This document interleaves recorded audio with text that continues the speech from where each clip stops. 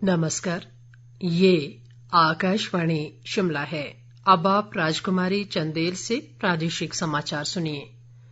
केंद्रीय स्वास्थ्य मंत्रालय ने आने वाले त्योहारों के मद्देनजर लोगों से भीड़ से दूर रहने, उचित दूरी बनाए रखने और मास्क का उपयोग करने की अपील की है।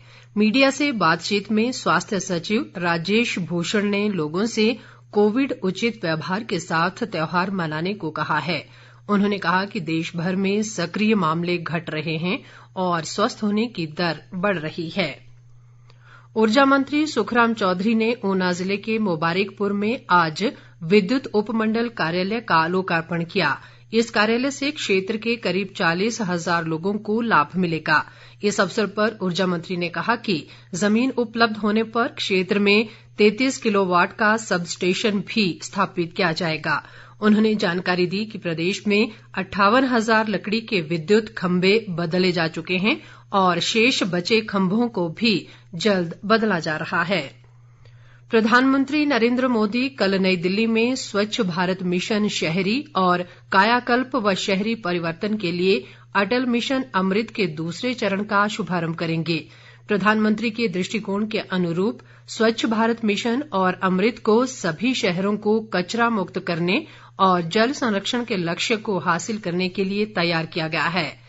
केंद्र सरकार के ये दोनों महत्वाकांक्षी मिशन शहरों की चुनौतियों से प्रभावी ढंग से निपटने की दिशा में महत्वपूर्ण कदम हैं और 2030 तक सतत विकास लक्ष्यों को हासिल करने में मददगार साबित होंगे। केंद्र सरकार कल 1 अक्तूबर से 31 अक्तूबर तक राष्ट्रव्यापी स्वच्छ भारत अभियान चलाने जा रही है। इस अभियान का मुख्य उद्देश्य देश को सिंगल यूज प्लास्टिक से मुक्त करना है। केंद्रीय सूचना व प्रसारण मंत्री अनुराग सिंह ठाकुर ने सभी लोगों से इस अभियान में उत्साहपूर्वक भाग लेने का आह्वान किया है। उन्होंने कहा कि ये दुनिया का सबसे बड़ा स्वच्छता अभियान होगा जिसमें देश के विभिन्न हिस्सों से 75 लाख टन से अधिक कचरा, विशेषकर प्लास्टिक कचरा एकत्रित किया जाएगा। अनुराग ठाकुर ने कहा कि इस अभियान का उद्देश्य स्वच्छ भारत सुरक्षित भारत के मंत्र को प्रसारित करना है। शिक्षा मंत्री गोविंद ठाकुर ने भारत स्काउट एंड गाइड के पदाधिकारियों और सदस्यों से कोविड के खिलाफ लड़ाई में पहले की तरह सहयोग देने का आग्रह किया है। वे आज बिलासपुर में भारत स्काउट एंड गाइड की स्टेट काउंसिल की बैठक की अध्यक्षता कर रहे थे। गोविंद ठाकुर ने कोरोना महामारी की संभावित तीसरी लहर को देखते हुए लोगों को जागरूक करने पर भी बल दिया। राज्य स्तरीय बैंकर्स समिति की बैठक आज शिमला में मुख्य सचिव राम सुभग सिंह की अध्यक्षता में आयोजित की गई। इस दौरान उन्होंने सरकार की योजनाओं का लाभ लोगों तक पहुंचाने के लिए बैंकों को जरूरी दिशा निर्देश दिए।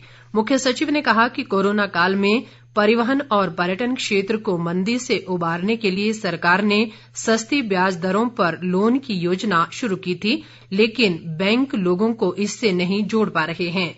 उन्होंने बैंकों को ऐसे मामलों का जल्द निपटारा करने के निर्देश दिए ताकि उन्हें सुविधा मिल सके। लाहौल स्पीति और चंबा जिले की पांगी घाटी में पंचायत चुनाव के दूसरे चरण में कल 25 पंचायतों में वोट डाले जाएंगे। लाहौल क्षेत्र में 16 पंचायतों में मतदान होना है। उपायुक्त व जिला निर्वाचन अधिकारी नीरज कुमार ने बताया कि मतदान सुबह 7 बजे शुरू होकर दोपहर 2 बजे तक चलेगा। घाटी में चुनाव के लिए 80 मतदान केंद्र स्थापित किए गए हैं। पंचायत प्रधान, उप प्रधान और वार्ड सदस्यों के चुनाव के लिए मतों की गिनती कल मतदान के बाद की जाएगी। इसके अलावा जिला परिषद और पंचायत समिति सदस्यों के मतों की गिनती 4 अक्तूबर को होगी।